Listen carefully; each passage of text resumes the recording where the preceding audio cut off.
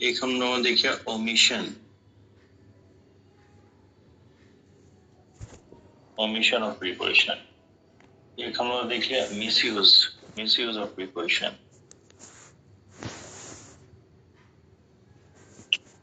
और एक बचा है वर्ड वाइज, मतलब एक पर्टिकुलर वर्ड अगर एक पर्टिकुलर सेंस में यूज हुआ है तो उसके साथ एक पर्टिकुलर प्रीपोजिशन ही लगेगा वर्ड वाइज।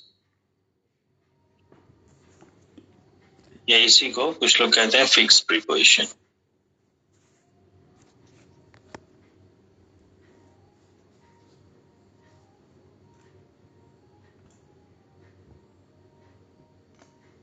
ओके, ये 4 टाइप के प्रीपोजिशन हमारे एग्जाम में पूछे जाते हैं।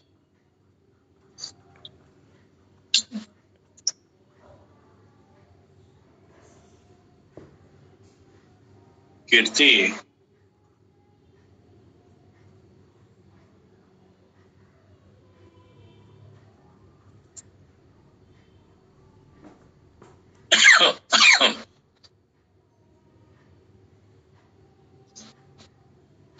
ओके अभी देखते हैं इसमें से कितना हम लोग कर लिए हैं।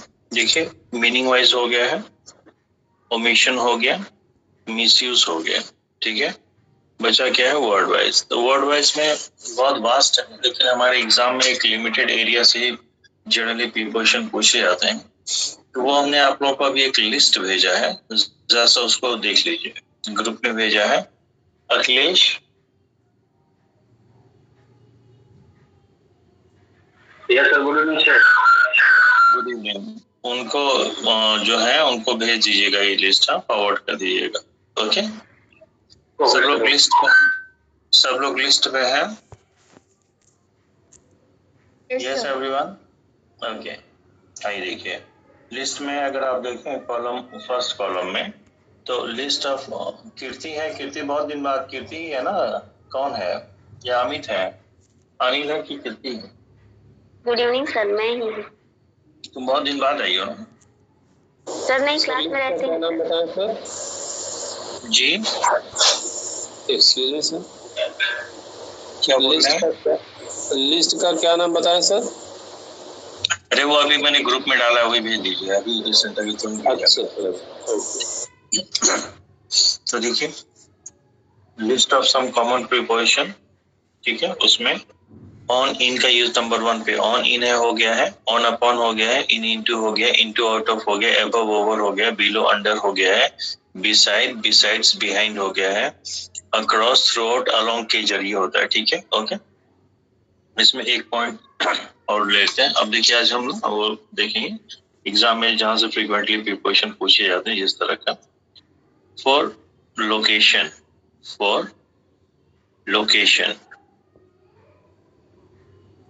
ठीक है। लोकेशन के लिए जैसे अगर हम कहें वाराणसी is situated, ठीक है, on the गंगा, ठीक है। तो हिंदी में अगर हम इसको देखें तो हमें लगेगा कि गंगा पर स्थित है, जबकि हिंदी में हम कहते हैं कि गंगा के किनारे। तो दरअसल ये गंगा के किनारे का ही हिंदी में भाव देगा, लेकिन किसी सिटी, कोई नहर के या किसी तालाब के, बड़े तालाब के, लेक के या किसी नदी के किनारे है तो उसके लिए हम ऑन लगाते हैं, ठीक है। ऑलराइट, यस सर, ठीक है। तो ये 1 to 9 था, 9 नंबर प्रिंटेड नहीं है। उसके बाद देखिए फर्स्ट के सामने लिखा है डीफ इन 1 ईयर और लेम इन 1 लेग, ठीक है। कोई अगर कान से बहरा है या पैर से लंगड़ा है तो जनरली प्रॉपर फॉर्मल इंग्लिश में हम यही कहते हैं डीफ इन ईयर या लेम इन लेग। कीर्ति ये आया था क्या किसी एग्जाम में तुम्हारे यहाँ? यस सर, आया था। तो टीआरई 2 का क्वेश्चन, टीआरई जूनियर में, ठीक है। ये हाईलाइट कर दीजिएगा, ठीक है। हाईलाइट कर लिया आप लोग अपने नोट्स में, हाईलाइट कर लिया, ठीक है। उसके बाद थर्ड में है इन इनटू, उसके सामने इन द शेड होता है, ठीक है। तो ये expression as it is note कर लीजिएगा, इन द शेड। ओके आगे आते हैं। On time, in time, by time हो गया है, बाई और टिल हो गया है, पीरियड ऑफ टाइम के लिए इन, विद इन हो गया है, टिल, अनटिल दोनों हो गया है, ठीक है। एट, ऑन, इन हो गया है, फ्रॉम, टू, बिटवीन, एंड हो गया, फ्रॉम, सिंस, फॉर हो गया है, ड्यूरिंग, थ्रू आउट हो गया है। कोई दिक्कत? ओके। 19 नंबर पॉइंट हाईलाइटेड है, तो यहाँ से एक क्वेश्चन बनता है, वो मैं बता देता हूँ, ठीक है। तो मैं यहाँ पे हाईलाइट कर दे रहा हूँ पॉइंट नंबर। सदानंद जी, आपको क्लास सही दिख रही है? जो लिख रहे हैं वो साफ दिख रहा है? Yes sir, yes sir. Okay, आप कहाँ से हैं? सर हम जौनपुर से हैं। अच्छा, ठीक है। पॉइंट नंबर 19 देखिए क्या कह रहा है। Preposition with parts of a day. जो पार्ट्स ऑफ डे होता है, पार्ट्स ऑफ डे का मतलब जैसे मॉर्निंग है, इवनिंग है, सॉरी मॉर्निंग है, नून है, आफ्टरनून है, ठीक है, इवनिंग है,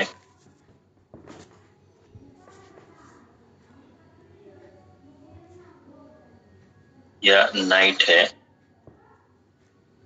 ठीक है। तो ये पार्ट्स ऑफ द डे, ठीक है। तो इसके पहले जो है प्रीपोजिशन एट भी लगता है और इन भी लगता है।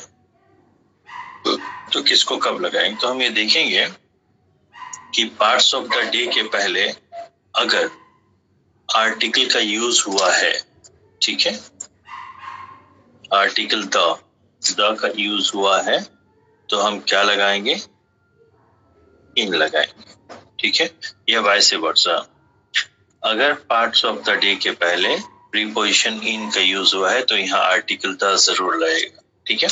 तो यहाँ पर जो है आर्टिकल का और प्रीपोजिशन दोनों की क्वेश्चन बन जाएंगे।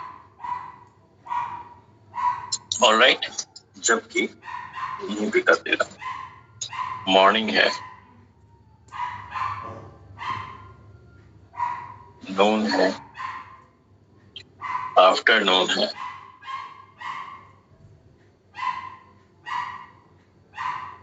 इवनिंग है और नाइट है। ये भी पार्ट्स ऑफ द डे है, ठीक है। और मान लीजिए कि यहाँ पे द नहीं लगा है, ठीक है, और प्रीपोजिशन दोनों ही यूज होते हैं पार्ट्स ऑफ द डे के लिए, इन और एट, इन्हीं दोनों में से कोई एक का हम यूज करते हैं, ठीक। तो अगर पार्ट्स ऑफ द डे के पहले आर्टिकल द का यूज आपने नहीं किया है, तो एट लगेगा, इन नहीं लगेगा, ठीक है। इसका ध्यान रखिएगा कि पार्ट्स ऑफ द डे के पहले पॉसिबली दो में से कोई एक प्रीपोजिशन यूज होगा, एट या इन।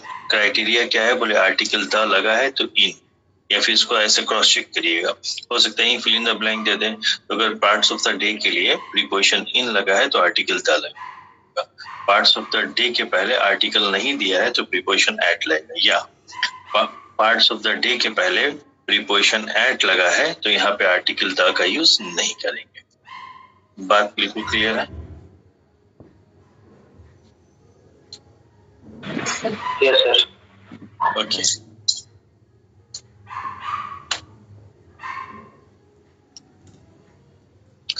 उसके बाद एमंग, बिटवीन हो गया, इन फ्रंट ऑफ, ऑपोजिट या in front of, in the front of हो गया, ऑफ ऑफ हो गया, टू टूवर्ड्स हो गया, ठीक है। ओके, ठीक है। 29 पॉइंट, ठीक है। Point number 29 from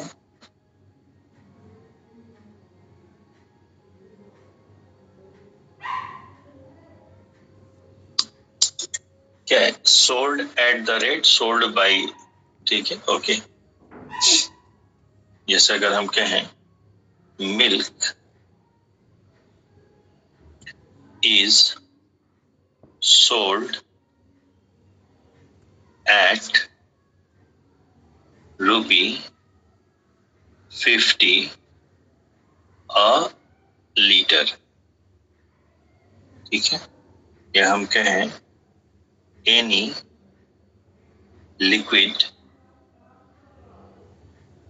is sold by the liter। तो यहाँ क्या कह रहा है, any liquid is sold by the litre, कोई भी लिक्विड लीटर से माप कर बेचा जाता है, ठीक है। तो जब कोई चीज आप बेचते हैं या खरीदते हैं तो वहां दो तरह का सिचुएशन बनता है। क्या, जब कोई चीज बेचेंगे या खरीदेंगे तो पहली बात तो ये कि किस मापन इकाई से, किस मेजरिंग यूनिट से माप कर बेचे या खरीदेंगे। कपड़ा खरीदना जा रहे हैं तो मीटर से खरीदेंगे, सब्जी खरीदने जा रहे हैं तो किलो से खरीदेंगे, लिक्विड कोई खरीदने जा रहे हैं, तेल है, घी है, दूध है, तो आप लीटर से खरीदेंगे, ठीक है। तो किसी चीज को बेचने या खरीदने के लिए जिस मेजरिंग यूनिट मापन इकाई का यूज करते हैं उसके पहले प्रीपोजिशन बाई लगता है और उस मेजरिंग यूनिट के पहले आर्टिकल द भी लगता है। यहाँ से दोनों क्वेश्चन बनते हैं, ठीक है।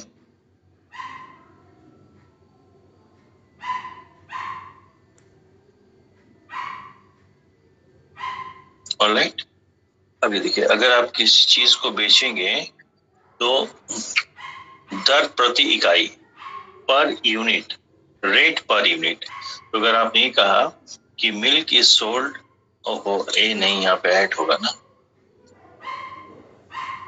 Milk is sold at ₹50 a litre, इसका मतलब क्या है, दूध जो है ये ए पर का भाव देगा ना, प्रति लीटर, ठीक है।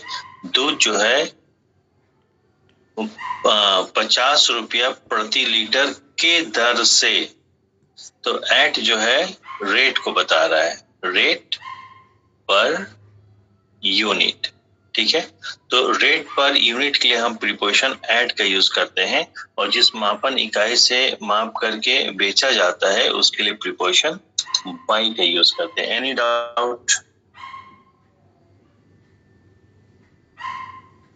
No sir. ठीक है।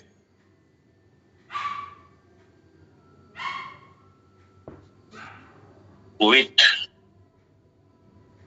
the sense of rate per unit, we use preposition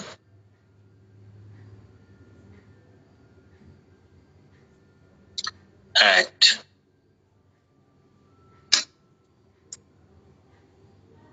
ठीक है। But we use preposition by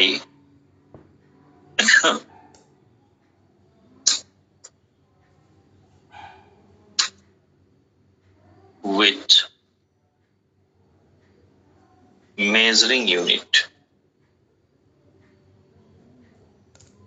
measuring unit, okay, ठीक है। कोई दिक्कत?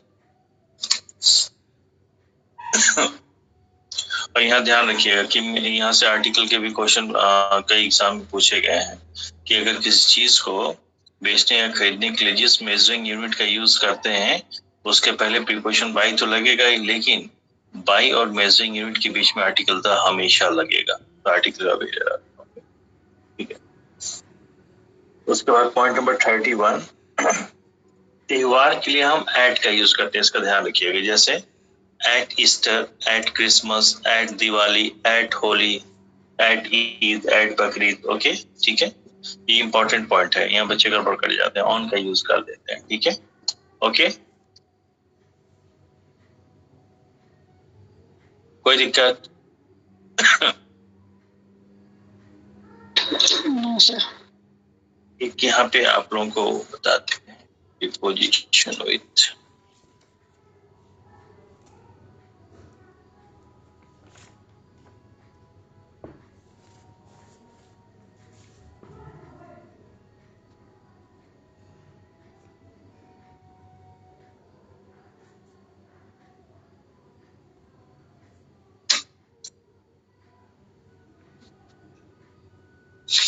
जैसे हम कहें we wear fancy and new clothes on Christmas। ठीक है, तो क्रिसमस जो है फेस्टिवल है, ऑन ही लगेगा। ठीक है, बट अगर हम ये कहें we go शॉपिंग, नहीं ऑन नहीं, सॉरी, इस पे एट लगेगा ना, मैं गलत कर दिया, सॉरी एट लगेगा ना, बता दिया करिए भाई।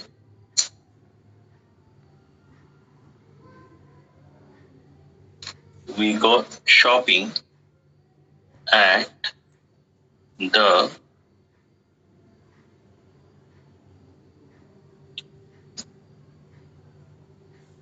Christmas day. तो आप लोग तो पार्ट्स ऑफ स्पीच काफी अच्छी तरह समझते हैं। बात यहाँ क्रिसमस की नहीं हो रही है, बात किसकी हो रही है?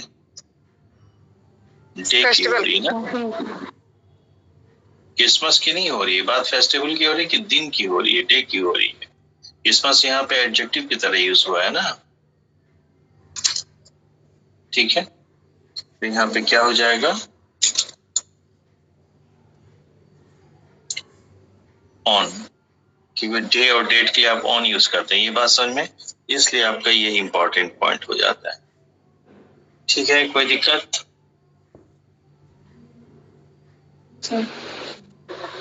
बोलिए भाई। No sir.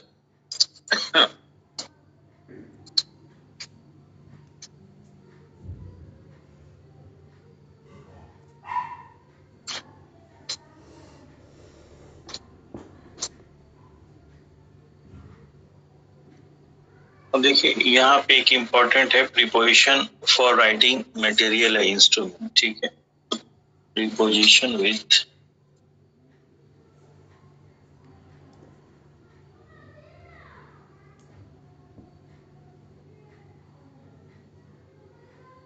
with writing instrument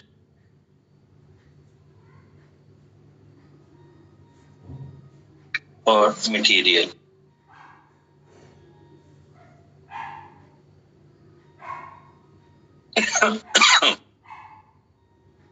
जैसे अब इसी के सारे एग्जांपल्स ले लेते हैं। We write with a pen, first one। We write with a pen, we write with a pen। Second ले लेते हैं, teachers write in chalk, teachers write in chalk। Third, officers write in ink,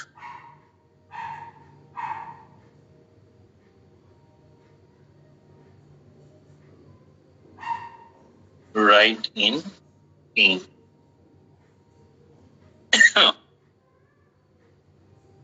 Fourth, kids write in pencil।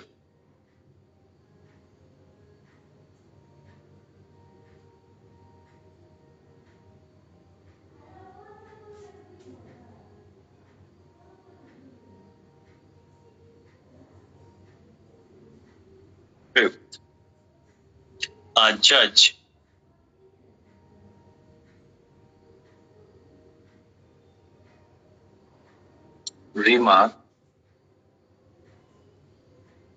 remarks with a pencil।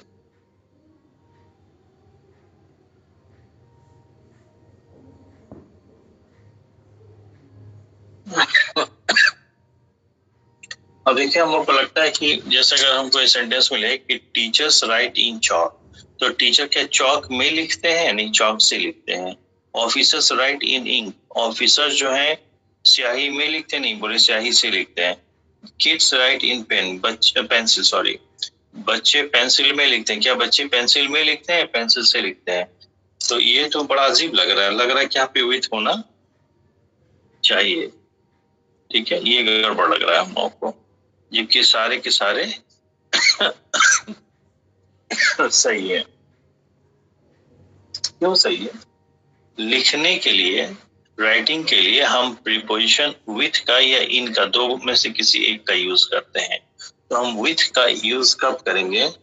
जब लिखने के लिए जिस चीज को यूज कर रहे हैं वो आपका क्या है? कॉमन नाउन है, कॉमन नाउन। ओके, या यूं कह लें कि इंस्ट्रूमेंट है। ठीक,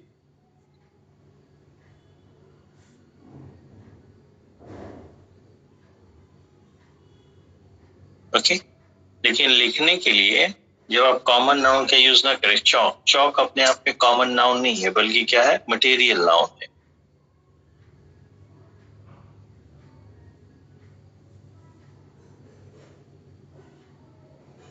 ठीक है, तो जब लिखने के लिए मटेरियल नाउन का यूज करेंगे तो उसके पहले प्रीपोजिशन इन ही आएगा। इंक भी अपने आप में क्या है?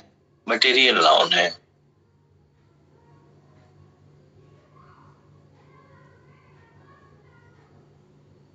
ठीक है, तो मटेरियल नाउन के लिए भी प्रीपोजिशन क्या आएगा? इन आएगा। पेंसिल जो है मटेरियल नाउन भी होता है प्रॉपर ब्रिटिश इंग्लिश में, मटेरियल नाउन भी होता है और कॉमन नाउन भी होता है। इसलिए यहाँ पे देखिए विथ का भी यूज किया गया है, वो बता रहा हूँ। तो पेंसिल यहाँ पे क्या है? मटेरियल नाउन है।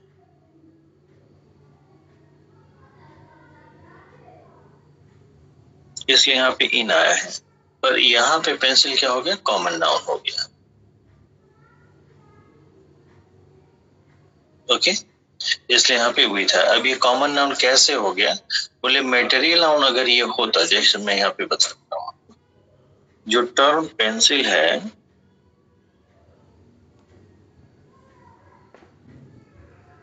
ये अपने आप में कॉमन नाउन भी है, मटेरियल नाउन भी है। CN कर दे रहा हूँ कॉमन नाउन और MN मटेरियल नाउन। ठीक है, और आपको पता है कि कोई भी मटेरियल नाउन है तो हमेशा अनकाउंटेबल होता है।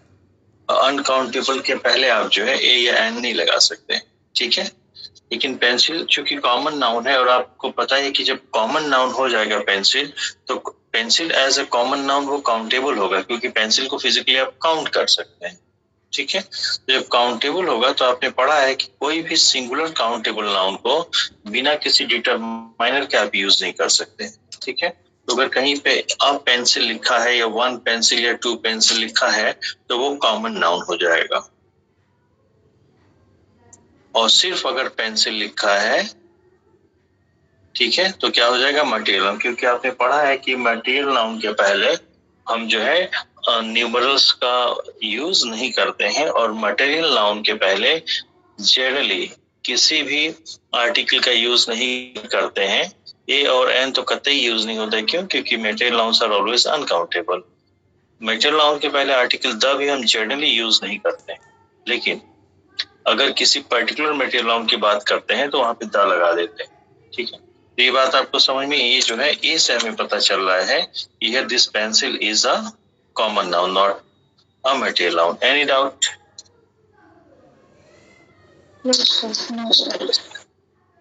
क्लियर है सबको? Yes sir. ओके, इतनी बात समझ में आई। लिखने के लिए जनरली हम विथ प्रीपोजिशन का यूज करते हैं, लेकिन ये देखना पड़ेगा कि हम लिखने में क्या चीज यूज कर रहे हैं। अगर लिखने के लिए जिस इंस्ट्रूमेंट का यूज कर रहे हैं, जिस भी चीज का यूज कर रहे हैं वो कॉमन नाउन है तो विथ आएगा, अगर मटेरियल नाउन है तो हमेशा इन आएगा। ऑलराइट,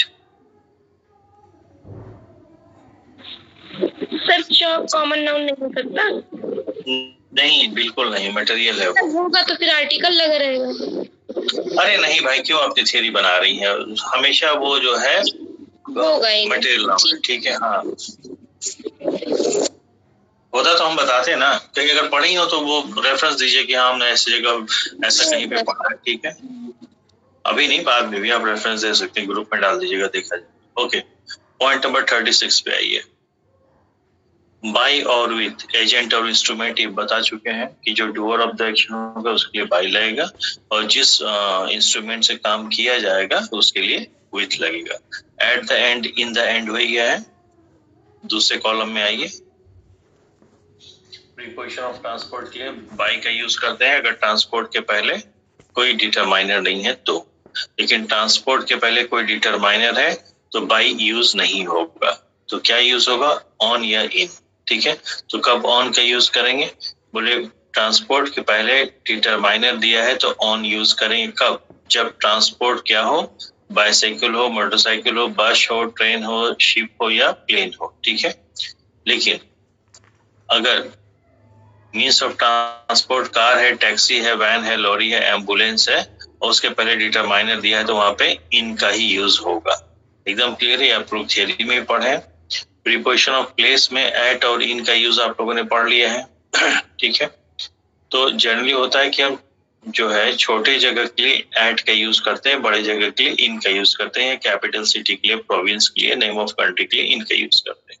ठीक है, लेकिन कोई जगह भले ही छोटी से छोटी जगह हो, अगर वो एरिया के सेंस में यूज हुआ है तो हम उसके लिए छोटी से छोटी जगह भी सेंटेंस में अगर एरिया के सेंस में यूज हुआ है तो उसके लिए हम इन का ही यूज करेंगे। क्लास में हो चुका है। फ्रॉम और टू भी हो गया, बिटवीन एंड हो गया। ये देखिए, Varanasi is on the Ganga आगे। ठीक है, सिचुएशन की बात करें। अब जैसे होता है बच्चों को लगता है ये मीनिंग वाइज है कि जंप के साथ इनटू ही लगेगा, तो ऐसा नहीं है। जंप करके अगर किसी एनक्लोज्ड एरिया में जा रहा है, होलो एरिया में जा रहा है, तब तो इनटू होगा, लेकिन अगर किसी चीज के पार जंप कर रहा है तो उसके लिए अक्रॉस होगा। जैसे कोई बिल्ली है, अगर किसी चूहे को दौड़ा रही है और चूहा तेज भाग चुका पहले से ही, और बीच में मान ली कि वो आ गया, कुआं आ गया, तो बिल्ली क्या करेगी? सीधे कुएं के उस पार कूदेगी या कुएं में कूदेगी? बताइए सर। उस पार। उस पार, तो उस पार के लिए क्या हो जाएगा? अक्रॉस। कोई दिक्कत? ठीक है, जंप के साथ देखिए यहाँ ओवर अ वॉल आ गया। मान लीजिए कि किसी कंपाउंड में, किसी बंगलों में कोई चोर रात को कूद गया। ठीक है, और सिक्योरिटी गार्ड वहां पे था, उसे पता चलेगा जब वो दौड़ाएगा सिक्योरिटी गार्ड उस चोर को, तो चोर क्या करेगा? कूद के दीवार के ऊपर चढ़ जाएगा या दीवार के पार कूदेगा? सर पार कूदेगा।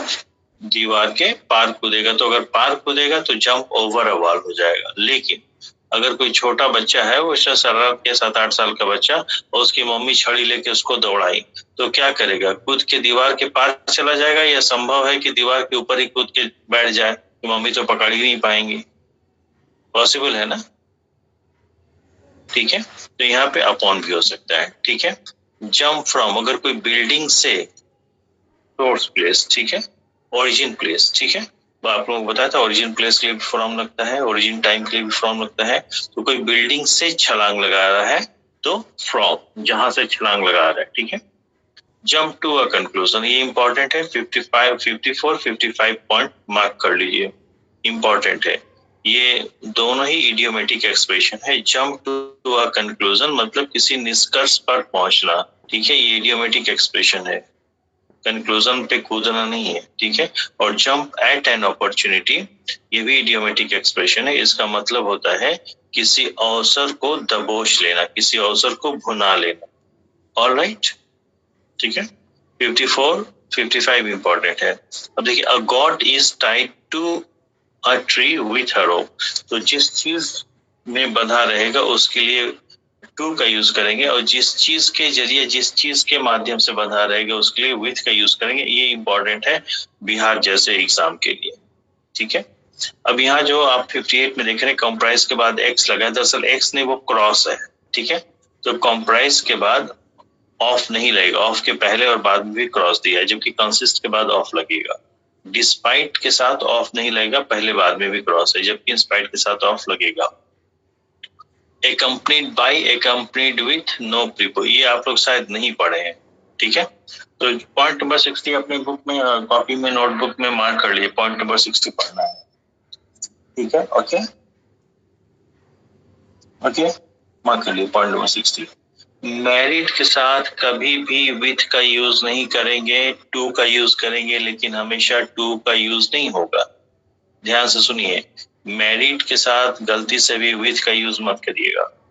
मैरिड के साथ जो प्रीपोजिशन चलेगा वो टू ही चलेगा, विथ नहीं चलेगा। ठीक, लेकिन इसका ये मतलब नहीं कि कहीं मैरिड वर्ब आ गया तो उसके बाद हम टू लगाते नहीं। मैरिड वर्ब अगर पैसिव वॉइस में यूज हुआ है तब तो प्रीपोजिशन लगेगा और टू ही लगेगा।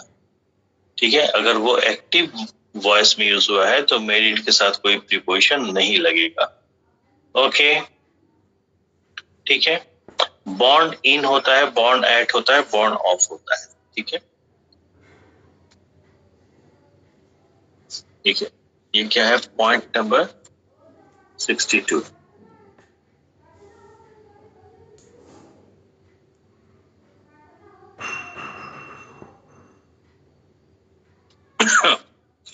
देखिए, बॉन्ड इन है, बॉन्ड एट है, बॉन्ड ऑफ है। ठीक है, तो आपको पता है कोई व्यक्ति पैदा होगा तो किसी स्थान पे, किसी जगह पे पैदा होगा। ठीक है, तो बिग प्लेस के लिए इन आ जाएगा, स्मॉल प्लेस के लिए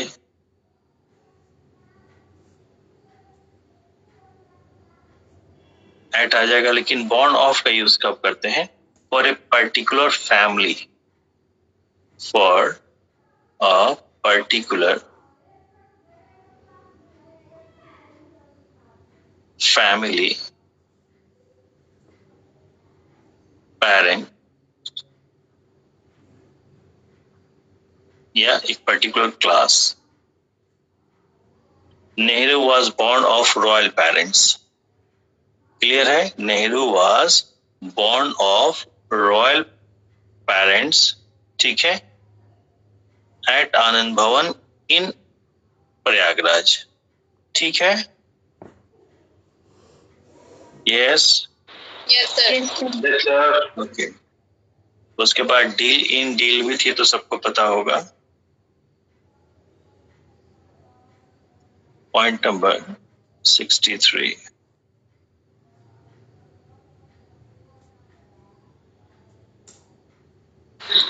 सर वो क्लास के पहले कुछ और है क्या? क्या क्लास लिखे है, उसके पहले आपने कुछ और बोला था। ये for a particular family oblique parents oblique class. ठीक है, डील इन और डील फ्रेजल वर्ब के तौर पे यूज होता है। ठीक है, अगला टॉपिक फ्रेजल वर्ब ही लेंगे। डील विथ हिंदी में लिख लीजिए, यहाँ पे हिंदी में ब्रैकेट में लिखिए डील विथ। ठीक है, डील इन, डील इन किसी चीज का व्यापार करना, हिंदी में लिख लीजिए किसी चीज का व्यापार करना। ठीक है, किसी के साथ विशेष प्रकार का व्यवहार करना। डील विथ का किसी के साथ विशेष प्रकार का व्यवहार करना। ठीक है, अब देखिए 64।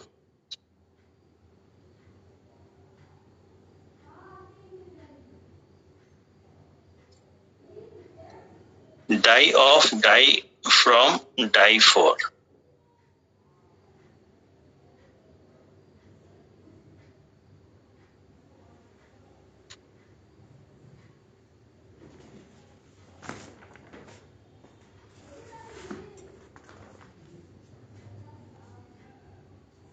died of, die from, died for। ठीक है, डाई ऑफ कब यूज होगा? कोई बताएगा, हेल्प करेगा मुझे? सर बीमारी से डेथ ना sir. Die of a disease, कोई व्यक्ति अगर बीमारी से मरता है तो। ठीक है, फिर die from other reason. Die from some other reason other than disease. ठीक है, और die for a cause, किसी उद्देश्य से, ठीक है, या पर्पस. एग्जाम्पल में लिख दे रहा हूं सबका.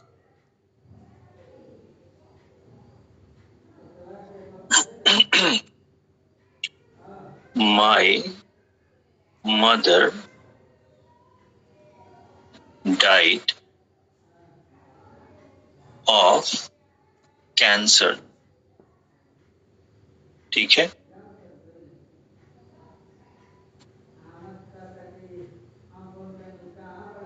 on hearing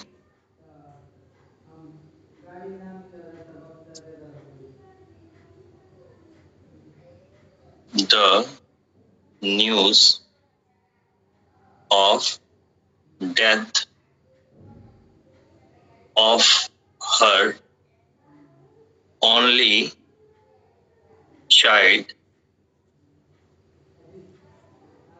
the mother died from shock. एकदम सही है.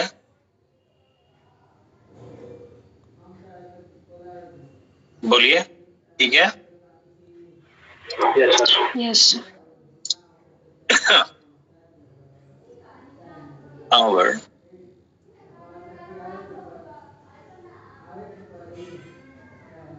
freedom fighters died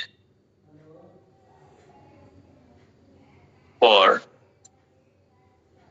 the freedom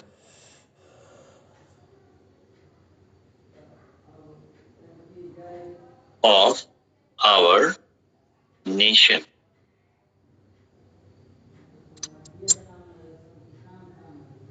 एकदम सही है, कोई डाउट? देखिए, कुल मिलाकर के मामला ये कि भाषा भाव देता है ना, ठीक है. तो अब आप लोगों को जैसे कोई पर्टिकुलर वर्ड पकड़ नहीं चलना है. हाँ, बोलिए.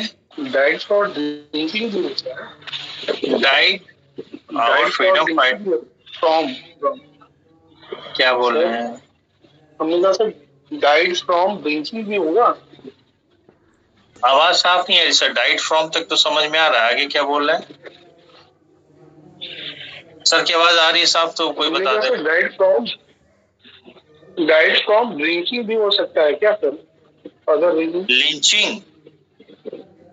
Drinking DRINKING. हाँ, बिल्कुल बिल्कुल बिल्कुल बिल्कुल बिल्कुल.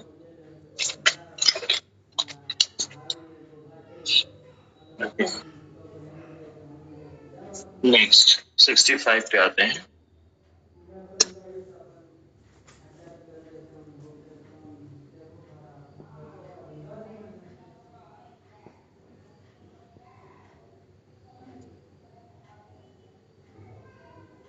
ये नहीं हुआ था ना मेड ऑफ वाला? नहीं सर.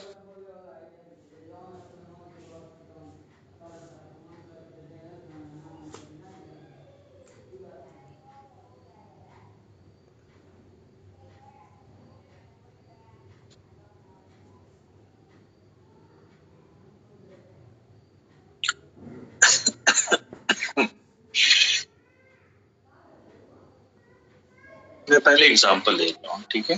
ये देखिए, एक कलम है. It's a product, it's a common noun. पर ये बना किससे? प्लास्टिक से. तो प्लास्टिक क्या हो जाएगा? मटेरियल हो जाएगा, ठीक है. This pen is made of plastic. ठीक है। तो मेड ऑफ का क्या मतलब होता है? मेड का मतलब बना हुआ, ऑफ का मतलब से, तो से बना हुआ। से क्या बना है? पेन बना है। और पेन किस चीज से बना है? प्लास्टिक से। तो प्लास्टिक मटेरियल है कि नहीं? Yes sir. ठीक है। इसी तरह का एक और एग्जांपल लेता हूं। बोले this chair is made of would. तो क्या बना है? चेयर बना है। किससे बना है? Would say. वुड मटेरियल है कि नहीं? Yes sir. और मटेरियल से बना क्या है? इस मटेरियल से क्या बना है? चेयर बना है। तो दरअसल चेयर प्रोडक्ट है कि नहीं? प्लास्टिक से क्या बना है? पेन बना है। तो किसी सामग्री से कोई प्रोडक्ट ही तो बनेगा ना। तो पेन प्रोडक्ट है कि नहीं? ठीक है।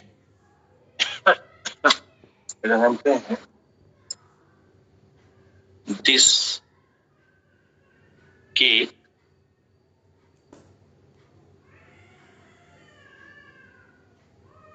is made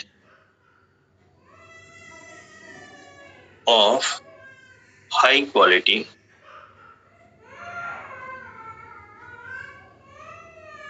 flour. FLOUR। मतलब यह केक जो है बहुत अच्छे क्वालिटी के आटा से बना है। तो आटा जो है, फ्लोर जो है, ये तो मटेरियल हो गया। ठीक है। तो इस मटेरियल से प्रोडक्ट, आटे से बना क्या है? केक बना है। तो केक प्रोडक्ट होगा कि नहीं? अब इसको समझने की कोशिश करिए कि जब किसी सामग्री से, किसी मटेरियल से कोई आप जो है प्रोडक्ट बनाते हैं, तो दो बातें हैं कि जिस मटेरियल से आप प्रोडक्ट बनाते हैं, तो प्रोडक्ट बनने के बाद वो जो मटेरियल है वो एज इट इज रहता है, उसका फॉर्म चेंज नहीं होता है। डॉक्टर साहब good morning. Hello, good morning. कहाँ बाहर हैं क्या? बाहर हैं क्या? मैं आपको लगभग आधे घंटे बाद कॉल करूं? मैं क्लास ले रहा था। ठीक है, आधे घंटे में कॉल करता हूं। ओके सर गुड मॉर्निंग क्यों बोले सर? गुड इवनिंग है सर। सर चलता है, अब दिन भर में पहली बार मुलाकात हुई तो मॉर्निंग है मान लेते हैं। जब तक होता है सवेरा। Okay sir, okay. ये हमारे बचपन के फ्रेंड है। Yes sir, yes. हाँ, तो ये केक जो है प्रोडक्ट है। प्रोडक्ट बना किससे है? फ्लोर मटेरियल से। तो कोई भी प्रोडक्ट अगर है तो किसी मटेरियल, जैसे ये क्या है? पेपर है। तो पेपर इज अ प्रोडक्ट। बना किससे है? पल्प से बना होगा, वुड से बना होगा। इसमें वुड दिख रहा है क्या? नहीं। लेकिन जो लकड़ी की चेयर पे आप बैठते हैं तो चेयर तो प्रोडक्ट है। तो जो प्रोडक्ट है चेयर, उसमें लकड़ी दिखती है कि नहीं दिखती है? Yes sir. दिखती है। तो जब आप किसी प्रोडक्ट को बनाते हैं, कोई मटेरियल लगा के प्रोडक्ट को बनाते हैं, तो दो बातें हैं। जिस मटेरियल से प्रोडक्ट बनता है, उस प्रोडक्ट बनने के बाद भी उस मटेरियल का फॉर्म यदि चेंज नहीं हुआ है, ठीक है, प्रोडक्ट बनने के बाद भी मटेरियल का फॉर्म चेंज नहीं हुआ है, तो ऑफ लगाएंगे। जैसे प्लास्टिक का फॉर्म, यहाँ प्लास्टिक दिख रही, प्लास्टिक है, प्लास्टिक का फॉर्म चेंज नहीं हुआ है। क्लियर? ठीक है, तो ऑफ लगाएंगे। लेकिन जिस मटेरियल से आप प्रोडक्ट बनाते हैं, तो प्रोडक्ट बनने के बाद प्रोडक्ट में वो मटेरियल दिखे नहीं, बल्कि उस मटेरियल का फॉर्म चेंज हो जाए। ये केक किससे बना है? आटे से बना है। तो आटा मटेरियल है और केक क्या है? प्रोडक्ट। इस प्रोडक्ट में वो मटेरियल दिख रहा है, फॉर्म चेंज हो गया है? सर चेंज हो गया। चेंज हो गया है। ठीक है। तो जब किसी मटेरियल से कोई प्रोडक्ट बनाएंगे, प्रोडक्ट बनने के बाद उस मटेरियल का फॉर्म चेंज हो जाए, तो मेड के साथ ऑफ का यूज ना करके आप फ्रॉम का यूज करेंगे। इतनी बात समझ में आ गई? ठीक है। और फॉर्म चेंज अगर नहीं हुआ है, फॉर्म चेंज नहीं हुआ है, तो ऑफ का यूज करेंगे। फॉर्म चेंज हो गया तो फ्रॉम का यूज। यहाँ तक बात समझ में आई? जी। ओके, आगे आते हैं। अब एक आपका ये फ्रेजल वर्ब है made up of, made up of, made up of. Made up of का जो मीनिंग होता है वो ये होता है composed of, composed, mic off कर लीजिए आप लोग, हाँ, कंपोज्ड ऑफ या कंसिस्ट ऑफ, कंसिस्ट ऑफ। जैसे अभी एक दुर्घटना घट गई है लेडी डॉक्टर के साथ कलकत्ता में, ठीक है। तो अगर हम मान लें कि उस दुर्घटना के लिए, उस इंसिडेंस के लिए कोई एक कमेटी फॉर्म हुई है इंक्वायरी करने के लिए, ठीक है। तो अगर मैं कहूँ द, इंक्वायरी की स्पेलिंग क्या होती है? आई होती है, ई होती है? आई। सर ई होते हैं ना, ई होगा सर, ई होगा सर। आई नहीं होगा। ओके। नहीं ओके, कहा बैकफुट पे तुरंत आ गई। कोई अगर आपको कहे कि आप गलत है तो उसको वेरीफाई करिए आप गलत है, एक बार इंक्वायरी की स्पेलिंग चेक कर लीजिएगा, ठीक है। सर ई से होती है, TN। अरे मैं क्या कह रहा हूँ, अगर मैं कह रहा हूँ एक बार चेक कर लीजिएगा तो चेक कर लीजिएगा, क्योंकि इंक्वायरी वर्ड हम लाइफ में पहली बार तो आज नहीं सुने होंगे ना, ठीक है। अभी कंफ्यूजन रहता है तो आप सब लोग एक बार चेक कर लीजिएगा। आई दिखा रहा है, डिस्कशन अभी नहीं करेंगे, आप लोग चेक कर लीजिएगा। The inquiry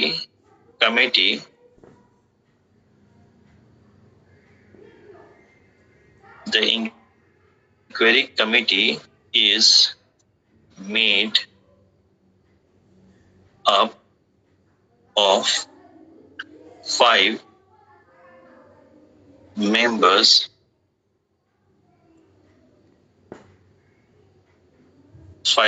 headed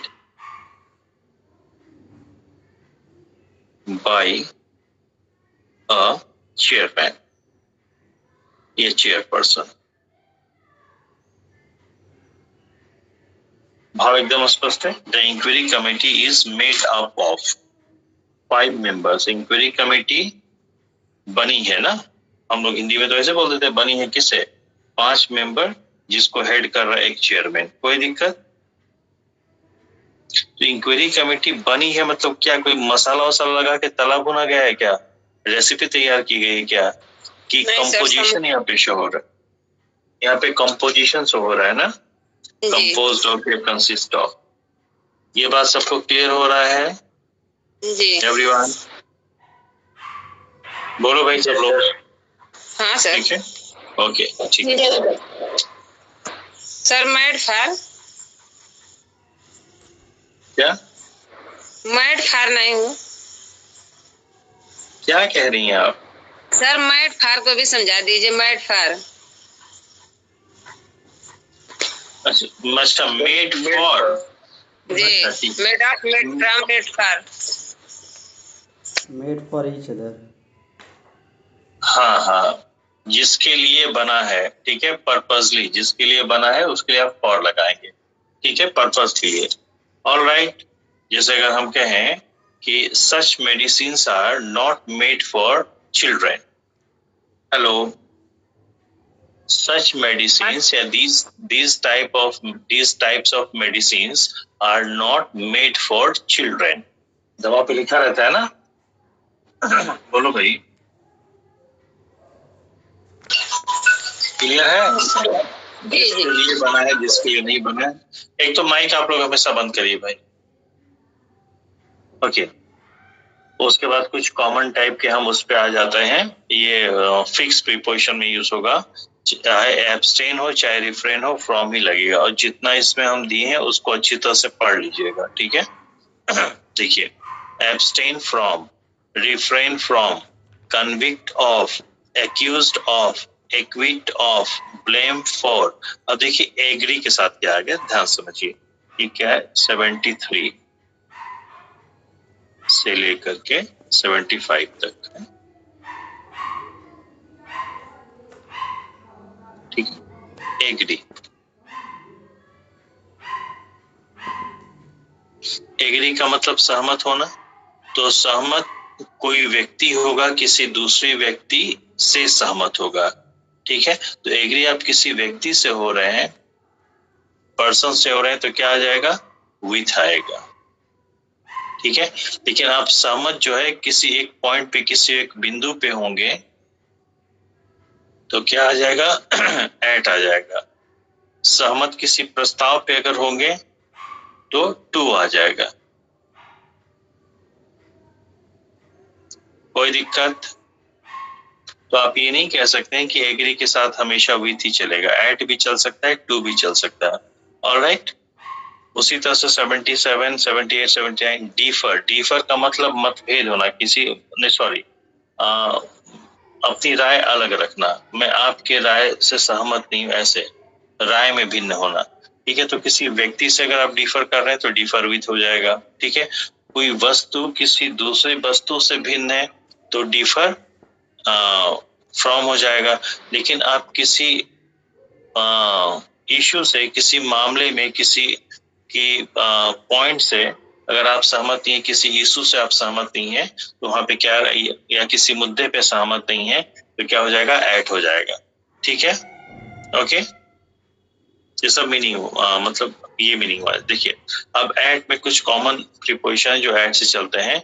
M at, hit at, target at, throw at, shoot at, smile at, laugh at, look at, stare at, उगल at, okay, approve of, argue with, जो पढ़ रहा हूँ। देखिए आर्गू का मतलब बहस करना, ठीक है। 92, 93 देखिए।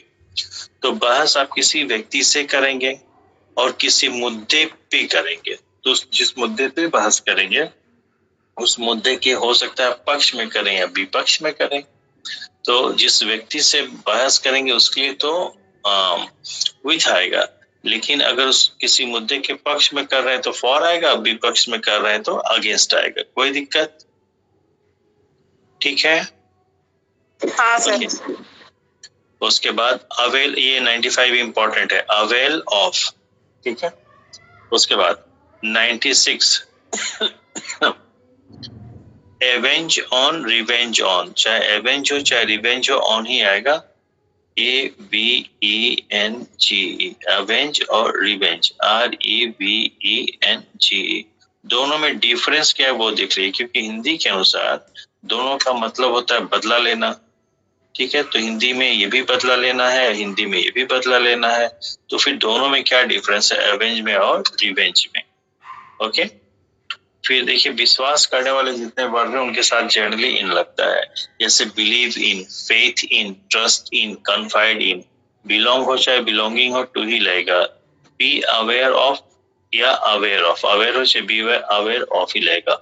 बॉस्ट of, cling to, compensate for, compete with, comply with. 108 number tick कर लीजिएगा, ठीक है। जो मीनिंग कंप्लाई विथ का होता है वही मीनिंग अबाइड बाय का होता है, ठीक है। Confess to, conform with, congratulate, ये बहुत ही कॉमन सा है, कॉन्ग्रेचुलेट। हो सकता है बिहार जैसे एग्जाम में आ जाए, तो 108 नंबर को टिक कर लीजिए, ठीक है। Crave for, debar from, defer to, 111 tick कर लीजिए। Delight in, deprive of, deviate from, dispense with, 115 tick कर लीजिए। Entrust with, escape from, exchange for, important, tick करिए, टिक करिए। exchange for, अक्सर लोग exchange with कर देते हैं, ठीक है। Okay, exempt from, glance at, glance over, दोनों चलता है, ठीक है। किसी पॉइंट पे ग्लांस करें तो एट हो जाएगा, एक सरफेस एरिया पे ग्लांस करें तो ओवर हो जाएगा। गार्ड अगेंस्ट, टिक करिए, इंपॉर्टेंट है। गेस एट, हिंट एट, टिक करिए। गेस एट, हिंट एट, टिक करिए। हैंकर आफ्टर, टिक करिए। हिंडर फ्रॉम, टिक करिए। लेकिन हिंड्रेंस टू, ध्यान रखिएगा, हिंडर के साथ फ्रॉम आएगा, हिंड्रेंस के साथ, दोनों का साउंड एक जैसा है, मीनिंग भी एक ही है, बस नाउन और वर्ब का अंतर है। तो हिंडर के साथ फ्रॉम आएगा, हिंड्रेंस के साथ टू आएगा। ओके, टिक कर लीजिए दोनों। Impose of, indulge in, insist on, invite to, important है, इनवाइट टू इंपॉर्टेंट है।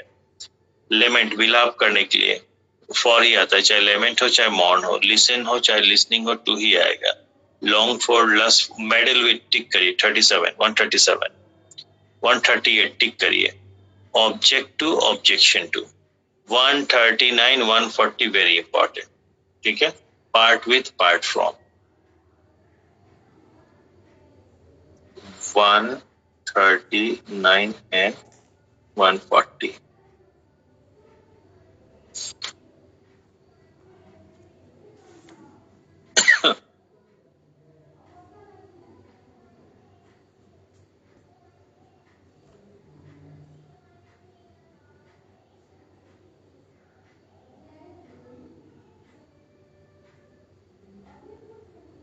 पार्ट विथ एक प्रीपोजिशन है, फ्रॉम भी एक प्रीपोजिशन, प्रीपोजिशन का ऑब्जेक्ट चाहिए, ऑब्जेक्ट नाउन होगा, नाउन इज नेमिंग वर्ड, ठीक है। तो part with non living thing apart from living thing,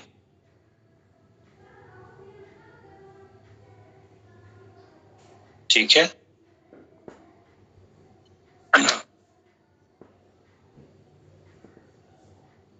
while going to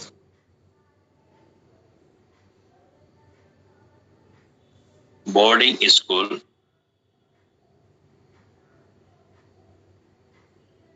I parted from my parents and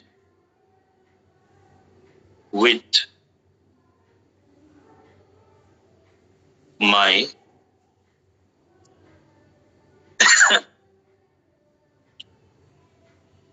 toys। अब एंड विथ क्या, यहाँ पे पार्टेड ही आता है, इसलिए हम पार्टेड को रिपीट नहीं कर रहे, ठीक है।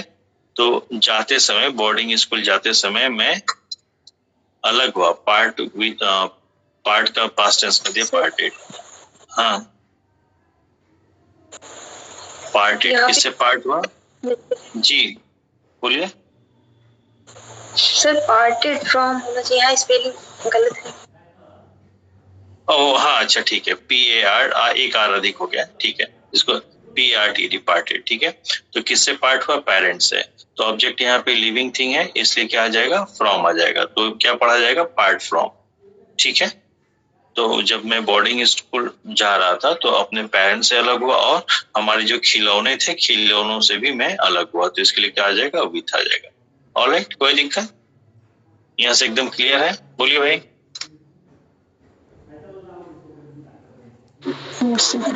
जवाब ही नहीं देता, समझ में आया नहीं आया?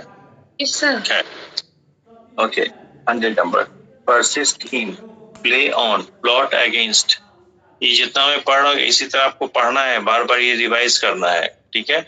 जैसे plot against, plunge into 103 number tick करिए, पॉन्डर ओवर 104 टिक करिए, ठीक है। Prefer to, preside at, preside over, prevent from 108 tick करिए, प्रोहिबिट फ्रॉम टिक करिए 109, 110 प्रोटेक्टेड, क्वारल, क्वारल का मतलब देखो झगड़ा करना, तो झगड़ा आप किसी व्यक्ति से करेंगे और किसी मुद्दे पे करेंगे, तो जिस व्यक्ति से झगड़ा करेंगे उसके लिए विथ आएगा, और जिस मुद्दे पे करेंगे उसके लिए ओवर आएगा, ठीक है। जैसे I quarreled with my mother over use of mobile phones, ठीक है। Yes, sir. हाँ, rebel against, recover from, refer to, rejoiced at, rejoice in भी होता है, revenge on, avenge on हो गया है, revolt against, rob of important है 121, rob, ROB, rob a person of something, ठीक है। shelter from 22 नंबर टिक कर लीजिए। उसके बाद ये देख लीजिएगा, इसमें आपको क्लियर हो जाएगा 123, 24, 25, ठीक है। Submit, suffer from 127, 128, 127, 128, suffer from, sick of, ठीक है। 129, सू फॉर, उसके बाद 130, सरेंडर टू, 131, इल टू, जितना मैं बता रहा हूँ उसको टिक करते जाइएगा। सिंपैथाइज विथ, ठीक है। उसके बाद टॉक ऑफ, जी 9:30 तक चलेगा सर क्या? 9:30 बजे तक चलेगा पूछ रहा हूँ। हाँ यार, ये तो टाइमिंग है, क्या करना है आपको बताइए। आप लोग काहे क्लास में इस तरह की बात पूछते हैं? बरसात हो रही है, नेट नहीं सही, पूछ रहा हूँ। चलिए मिल जाएगा video sir. Sir talk about, ठीक है। देखिए, टॉक का मतलब बात करना, तो बात किसी व्यक्ति से करेंगे, तो जिस व्यक्ति से बात करेंगे उसके लिए टू का यूज करेंगे, ठीक है। और जिस मुद्दे पे बात करेंगे, तो अगर डिटेल में बात करनी है तो अबाउट हो जाएगा, शॉर्ट में बात करें तो ऑफ हो जाएगा, ठीक है। अब देखिए, इधर जो है कुछ आपको प्रीपोजिशन कौन सा 136 ऑनवर्ड्स जो है हाईलाइट किए गए हैं, ठीक है।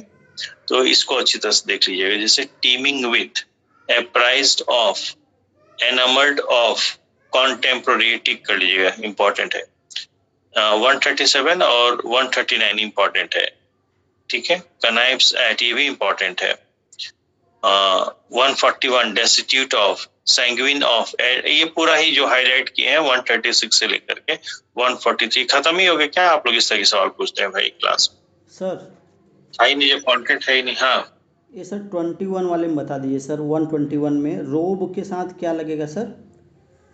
रोब ऑफ, इसमें नहीं लगा था sir. Okay sir, robe of, ठीक है, ओके सर, ओके, ठीक है। और देखिए, आप लोग अभी आज पैसे वैसे कराएंगे नहीं? कल मैं आउट ऑफ स्टेशन था तो जर्नी करके थोड़ा थक गया हूँ। वो तो क्लास ये टॉपिक खत्म करा था एक तरह से, तो हो ही गया लगभग। इस 99% ओवर दिस टॉपिक इज, ठीक है। अब इसमें जो है आप लोग का पैसेज एक दिन मैं 3 भेजा था, वो नहीं करा पाए ना हम। क्यों? Yes sir. तीनों नहीं हो पाया है, तो इसको मैं कल कराऊंगा।